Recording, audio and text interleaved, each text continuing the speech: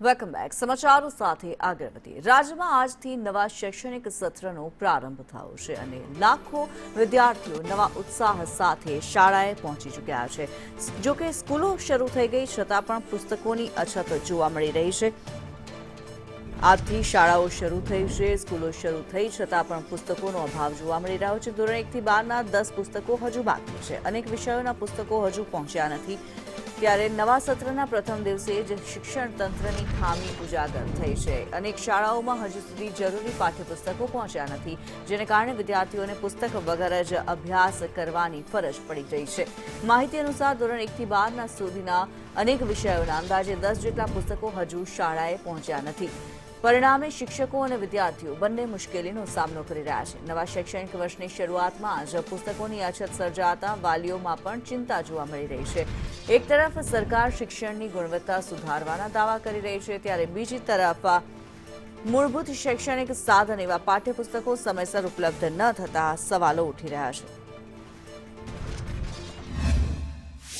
મેં એમની જોડે વાત કરી હતી તો એમણે પણ કહ્યું હતું કે શાળાઓ શરૂ થશે ત્યાં સુધી અમે પાઠ્યપુસ્તકો પહોંચાડી દઈશું, એવી એમણે વાત કરી હતી. આજના અખબારોમાં એમ કહે છે કે ઓનલાઈન આ પાઠ્યપુસ્તકો મૂકી દીધા. મિત્રો માફ કરજો, અમારી ગ્રાન્ટેડ અને સરકારી શાળામાં આર્થિક અને સામાજિક પછાત વર્ગના બાળકો ભણતા હોય છે, એમની પાસે મોબાઈલ હોતા નથી. એટલે માની લો કે ઓનલાઈન પાઠ્યપુસ્તક મૂકી બી દીધા હોય તો એ સ્વનિર્ભર શાળાના બાળકોને કદાચ કામમાં આવે, અમારી શાળાના બાળકોને નહીં. એટલે આ અંગે પુનઃ આપના થકી હું વિનંતી કરું કે પાઠ્યપુસ્તક મંડળ વેળાસર પાઠ્યપુસ્તકો પહોંચાડે. એક તો જે બેઝિકલી અત્યારે ગ્લોબલ વોરની સિચ્યુએશન છે, એટલે ફ્યુઅલની અવેલેબિલિટી નથી, એટલે ક્યાંક ને ક્યાંક ઇનડાયરેક્ટલી રિલેવન્ટ છે. પણ સાચા અર્થમાં કહું કે જેટલી બૂમો પડી રહી છે એવી સિચ્યુએશન નથી. 11મા ધોરણ કોમર્સ સામાન્ય પ્રવાહના પુસ્તકો માર્કેટમાં અવેલેબલ નથી અને લગભગ 6ઠા ધોરણનું અને 9મા ધોરણના ગણિત અને વિજ્ઞાનના પુસ્તકો, બાકી લગભગ બધા પુસ્તકો અવેલેબલ છે. અને આ વખતે ગુજરાત સરકાર દ્વારા એક નિર્ણય લેવામાં આવ્યો છે કે શાળાને પુસ્તકો ડાયરેક્ટ નથી આપવાના, પાઠ્યપુસ્તકો.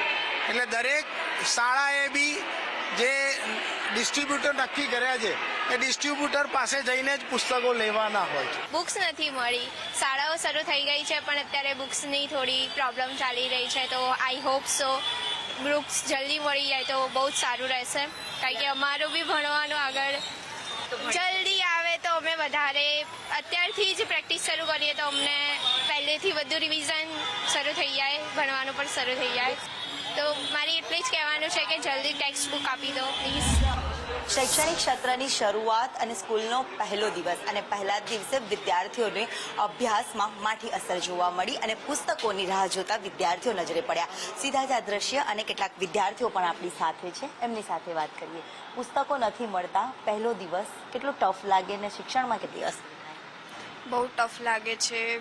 બધી જગ્યાએ જોયું નથી મળતી બુક્સ, બહુ પ્રોબ્લેમ બી થાય છે. આજે પહેલો દિવસ છે. પુસ્તક વગર ભણવું કેટલું અઘરું છે?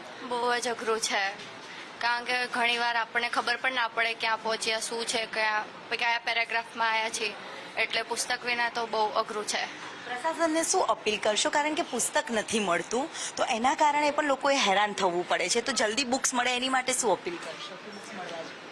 અમે ગવર્મેન્ટથી રિક્વેસ્ટ કરે છે કે બુક્સ જલ્દી મળીએ તો એજ્યુકેશન बढ़े અને આગે બોર્ડ છે તો પરિણામો થોડું સારું થાય છે. જરૂર. એટલે અહીંયા વિદ્યાર્થીઓ છે જે પુસ્તક વગર જ જે બુક્સમાં ખાલી ઓનલી ફોર બુક્સ સાથે ભણવું પડે છે અને લોકો અપીલ કરી રહ્યા છે કે હવે તેમની માટે પુસ્તકની વ્યવસ્થા કરવામાં આવે, કારણ કે વિદ્યાર્થીઓનું ભાવિ પણ બગડી રહ્યું છે અને પહેલા જ દિવસે વિદ્યાર્થીઓ પુસ્તક ક્યારે મળશે તેની રાહ જોતા નજરે પડી રહ્યા છે.